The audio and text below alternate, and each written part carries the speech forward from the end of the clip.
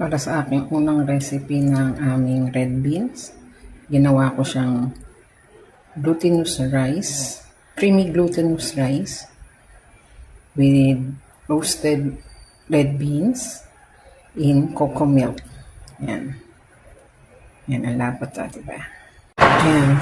Unang paggagamitan ng red bean, isasangag muna namin to. Ayan. Galoy mo.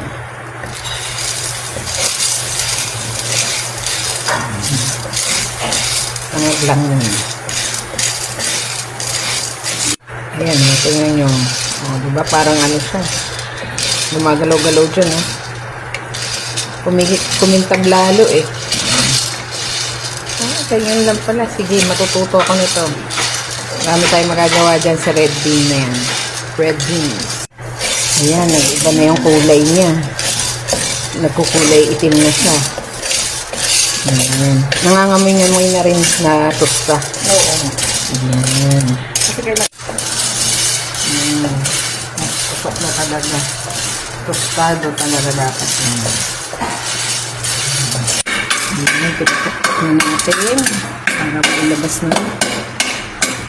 Ayan. Laman ng red mojo.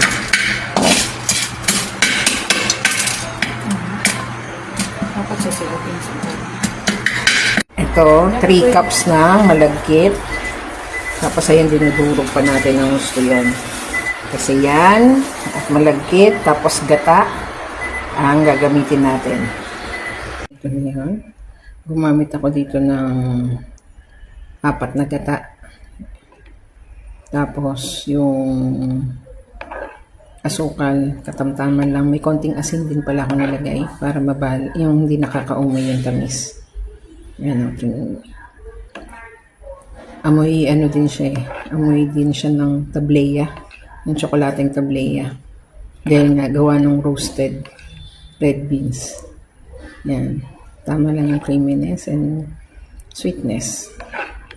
Yan. Pinalalamig lang namin. Pwede lang kainin. Pwedeng kainin na mainit. Pwede rin kainin na malamig to eh.